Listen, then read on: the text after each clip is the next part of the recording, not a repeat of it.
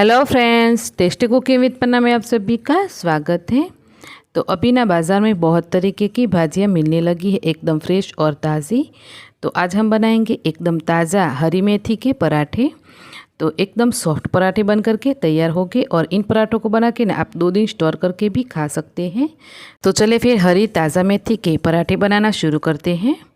तो सबसे पहले तो हम जितने भी हमें पराठे बनाने हैं उस हिसाब से गेहूं का आटा छान लेंगे।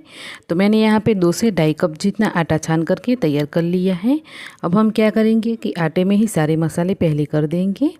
तो यहाँ पे हम आधे चम्मच के बराबर हल्दी पाउडर डाल देंगे। उसके बाद हम 1 से 1.5 चम्मच जितना धनिया जीरा पाउडर डालेंगे। 1/4 चम्मच ही गरम मसाला और आधी चम्मच ही हम इसमें लाल मिर्ची पाउडर डाल देंगे। तो इस तरीके से ना हम मसाले हैं वो आटे में डालेंगे। तो भाजी डालने के बाद हमें मसालों में थोड़ा सा कम ज़्यादा हो सकता है, तो पहले से ही आप सारे मसाले कर लें। फिर सारे मसाले डालने के बाद हम स्वाद के अकॉर्डिंग इसमें नमक डाल देंगे। अब हम डालेंगे अदरक लहसुन और हरी मिर्च की पेस्ट। तो अगर आपको इस पेस्ट में लहसुन का फ्लेवर पसंद नहीं है तो आप इसको स्किप कर सकते हैं। उसके बाद थोड़ी सी अजवाइन और जीरा को हम ऐसे हाथ में लेंगे और इस तरीके से ना थोड़ा सा हाथों से ही क्रश करके डाल देंगे। इससे ना पराठे का फ्लेवर बहुत ही बढ़िया आएगा। अब हम 2-3 चुटकी जितना काली मिर्ची का पाउडर भी डाल देंगे। तो ये डालना ऑप्शनल है, अगर आपके पास है तो आप ज़रूर से डालें। उसके बाद हम 2 चम्मच भर करके इसमें सफ़ेद तिल डालेंगे। तो सफ़ेद तिल ज़रूर से डाल के देखिएगा, पराठे में बहुत ही अच्छा फ्लेवर आता है। अब हम डालेंगे हरा धनिया। तो यहाँ पे आपको ना हरा धनिया की क्वांटिटी है वो जितनी हो सके उतनी ज़्यादा लेनी है। अब मैंने यहाँ पे लिया है 1 कप मेथी को इस तरीके से ना छोटा छोटा चॉप करके। तो जब मैंने मेथी को साफ़ किया तो इस तरीके से ना मेथी ली, उसमें से सारे पत्ते पत्ते अलग कर लिए और एकदम जितना हो सका उतना मैंने बारीक मेथी को चॉप कर लिया है। तो जब पराठे और आप पकौड़े बनाएं तो मेथी के सिर्फ और सिर्फ पत्ते लें, इसमें मेथी के डंठल ना आ पाए उस तरीके से आपको मेथी को छानना है।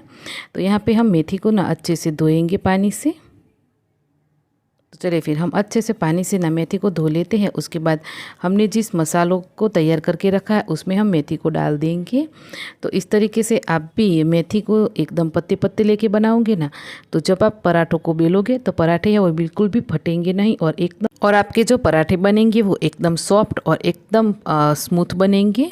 तो इस तरीके से हम सारी चीज़ों को इकट्ठा कर लेंगे।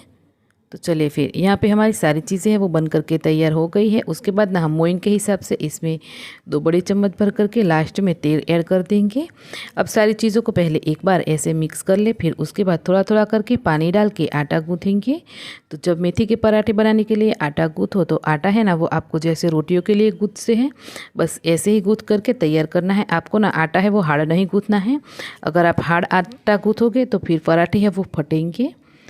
तो यहाँ पे एकदम स्मूथ आटा गूँथ करके ना मैंने तैयार कर लिया है। लास्ट में आटे के ऊपर थोड़ा सा तेल लगा करके आटे को ढक के हम 5-10 मिनट के लिए रेस्ट पे रखेंगे। फिर उसके बाद हम पराठे बनाएंगे। तो यहाँ पे ना आपको जितना भी छोटा बड़ा पराठा बनाना है उस हिसाब से आपको लोई तोड़ लेनी है और अच्छे से सूखा आटा लगा करके पराठे को बेलेंगे। तो चलिए फिर यहाँ पे ना हमने इस तरीके से पराठा बेल लिया है। तो उसके बाद हम पराठे को पकाएंगे।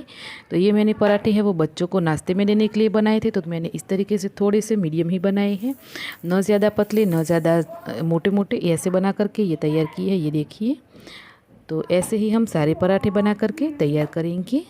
यहाँ पर आप मेथी के पराठों को ना तेल में या घी में या फिर बटर में, आपको जैसे भी पसंद हो आप सेक करके तैयार कर सकते हैं। तो ऐसे ही मैंने सारे पराठे हैं वो आज तो तेल में ही बना करके तैयार किए हैं। तो चलिए फिर हमारे सारे ही मेथी के पराठे बन करके तैयार हो गए हैं। तो जितने बच्चों को देने थे उतने मैंने बच्चों को दे दिए हैं। उसके बाद के ये पराठे हैं तो आपको मैं ऐसे दिखा भी देती हूँ। ये देखिए कितने बढ़िया पराठे बन करके तैयार हुए हैं। तो इन पराठों को बना के ना आप 2-3 दिन तक स्टोर करके भी खा सकते हो, लेकिन चीज़ों को ना हम जितना फ्रेश बना के फ्रेश खाएँगे उतना ही हमारे लिए अच्छा है। तो पराठा को आप दही या फिर चटनी के साथ या फिर चाय के साथ एंजॉय कर सकते हैं। मुझे पराठे हैं वो अचार के साथ खाना अच्छा लगता है। तो चलिए फिर आज की रेसिपी कैसी लगी मुझे कमेंट करके ज़रूर से बताना। रेसिपी अच्छी लगी है तो फैमिली फ्रेंड्स के साथ शेयर कीजिएगा। मिलते हैं नई रेसिपी के साथ, तब तक के लिए बाय बाय एंड टेक।